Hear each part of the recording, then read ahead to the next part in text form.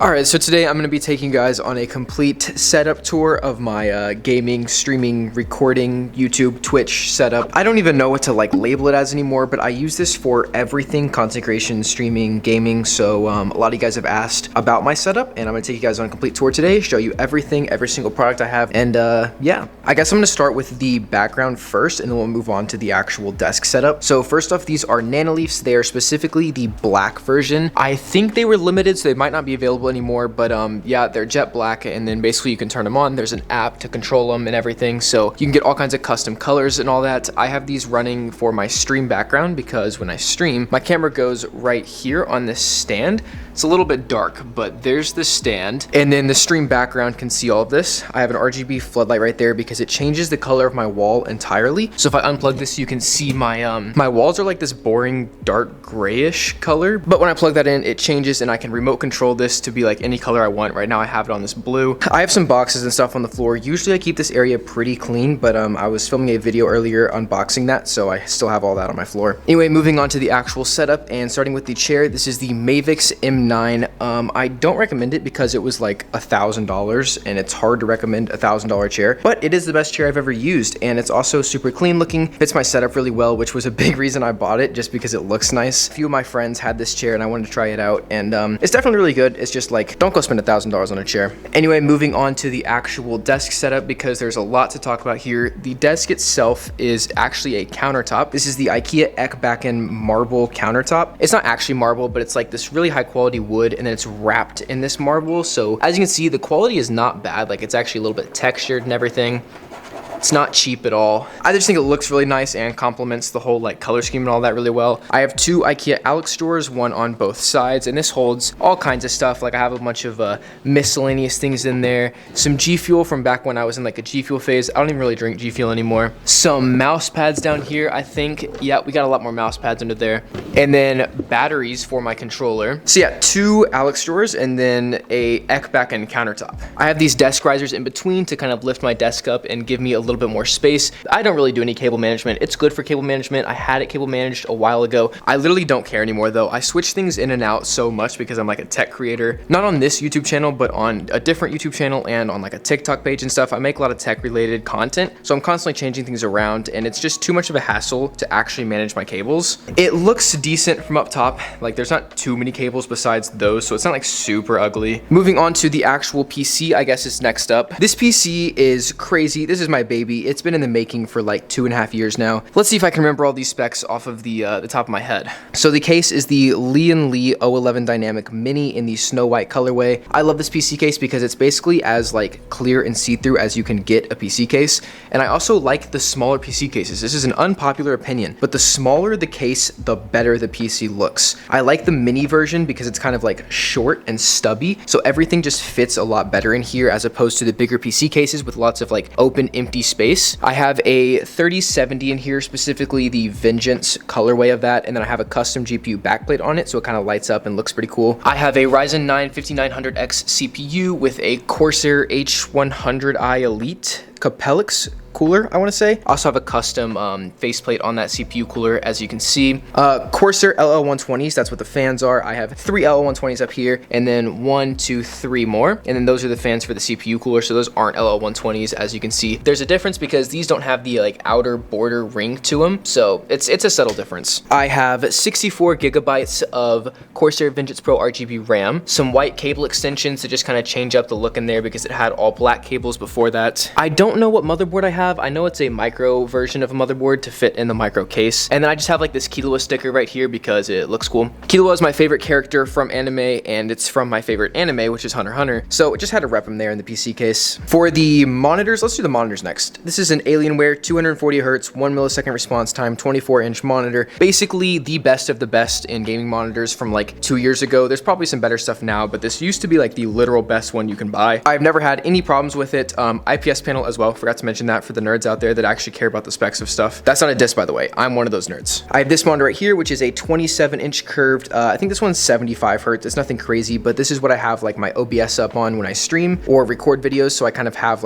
all of my information about the stream or recording right there. And then moving on to the statement piece, which is this ultra wide monitor up here above my PC. This is 49 inches, 41 inches, one of those two. I don't know if you can tell by the scale of it. I forgot, honestly, it's been a long time since I got this, and it was actually sent to me by the brand for review, so I didn't even buy it, so I don't really know the specs. I know that it's 4K because it's an ultra wide. That's kind of the default for ultra wides, and it's 75 hertz, but it's running 60 hertz because I have it hooked up to an HDMI cord, so it can't go any higher than 60 hertz. Anyway, this is what I have open for anything else when I'm streaming or recording, because I have my game here and then the streaming and recording information over there on OBS. So this is where I usually have like Discord and Spotify split 50-50. It's not necessary at all, but it makes things a lot easier, and honestly, I just think it looks really cool. It fills in that space. It's on this extremely tall monitor arm. None of these monitors are mounted on the wall. They all have monitor arms, and they kind of clutter up the desk a little bit, but I don't want to drill any holes in this wall because I'm moving out in like 8 months. Right here, I have an Elgato key light. If I get too close to it, the camera messes up,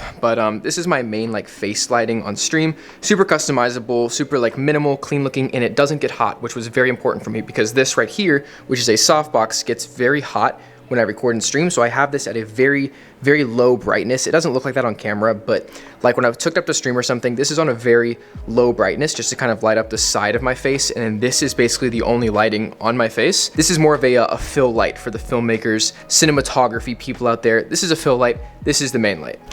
Bro, I'm out of breath. For the microphone, I have a beacon mic. That's what it's called. It has like this little light running through it that looks pretty cool. I actually don't like this audio setup, so don't go buy it, but yeah, it's a beacon mic. Right here, I have the Beacon Mix Create. As you can see, I can kind of adjust all my individual audios when I'm streaming or recording. This one's my mic, this one is my Discord, this one is my music, and then this one is my game.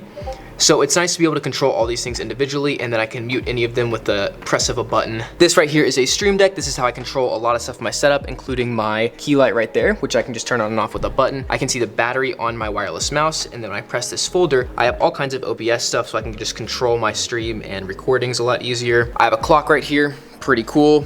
It doesn't flicker like that in real life, that's just on camera. As for the peripherals, for the keyboard and mouse, I have a G Pro Super Light right here, literally the best mouse that you can buy. I have some grip tapes on it and then some replacement feet here. I think they're Tiger Ice feet. So pretty nice mouse, great glide and everything. For the keyboard, this is a high ground keyboard. The spacebar is flipped because it's more comfortable for me when like the bend goes this way instead of going that way. I know it's weird, but I flip my spacebars on all my keyboards. I actually just opened up this keyboard today, so I don't know if I'll be permanently using it, but when I'm not using this one, my old main keyboard before today, was this keyboard right here. It also lights up on the sides and everything because it's an acrylic case. Let me just plug it in real quick. Here's what this one looks like. This is actually a custom build keyboard. I built this one from the ground up. It sounds really nice.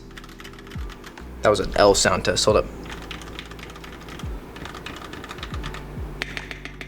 This is what I've been using for a while now. I have a couple other fully custom keyboards. I built both of these as well. But yeah, this one's my favorite just because of the lighting on it. As for the mousepad, I actually worked on this mousepad with one of my friends. This is like my own design. It's called the Tranquility Collection. If you want to buy this mousepad, you can go to this website right here, gutsyaiden.com. And then you go to Creator Collabs and go to Tranquility Collection. And there they are. There's 3 colorways, and I actually get a commission out of these when you buy one. So yeah, if you want one of these designs, go pick it up. It'll support me and one of my close creator friends who is the owner of this brand, and this is our collab. Pretty cool. The headset is actually pretty crazy. I love this headset. It is the SteelSeries Arctis Nova Pro Wireless. Very lengthy name, but this is like the best headset ever. It's very new. It just recently came out, and SteelSeries actually sent this to me. It's $350, which is very steep for a headset, but it's just incredible for so many reasons. I don't know if I would recommend it because it's extremely expensive. Kind of the same situation as a chair, where it's like really, really good, but it's hard to recommend just because like I don't know if I can tell you with a good conscience to spend that much money on a headset, but if you have that money to blow, the best headset on the market. It's hooked up to this right here, which is kind of a little hub for the headset, so a lot of stuff is controlled through there, but once you set up the settings, there's really no point in that at all, but you just have to have it connected, so it just kind of sits there awkwardly on the desk. The boom arm, I forgot to mention that, it is the Blue Compass. I don't know if anybody cared about that. It's like a $100 boom arm, but it's just really clean and minimal, which is why I use it. I don't like the boom arms that have like 2 lines for each part of this. If you know what I'm talking about, this one's just 1, which is really nice. Let's see, is there anything I didn't talk about? Oh, my controller. A lot of you guys are wondering. I play Multiverses on controller. I don't play on keyboard and mouse. And this is the controller I use. It is an Xbox Elite controller. The Xbox Elite Series 1. I have like a control freak and a taller thumbstick on this because it's used for FPS games. Like that's what I used to use it for. I don't actually use the thumbstick when I play multiverses because I play with the buttons, but I do use these two paddles. I have one of them on jump and one of them on dodge, so I can like jump and dodge without taking my finger off the button. It's not really, it doesn't matter in multiverses really, but I have the paddles because this is like a sweaty ass controller. So yeah, this is what I use for multiverses. This is the tool used by the best multiverses player in the world, which is me. Gonna put that back over there though, because I keep it kind of hidden behind the light when I'm playing, because most other games I play on keyboard and mouse. I think that's it though. If I missed anything, you can let me know in the comments and I'll like respond and tell you what it is. I guess this desk leg is from like Amazon. I don't know. I'm just like looking for things that I forgot. But yeah, I hope that answers all you guys' questions. I'm sorry if this isn't like the highest quality or most professional video, but I don't really know how to film a setup tour other than how I just did. So yeah, this was my low effort, low quality setup tour. Enjoy. And if you play multiverses, go watch my multiverses videos. If not, just like, bye bye.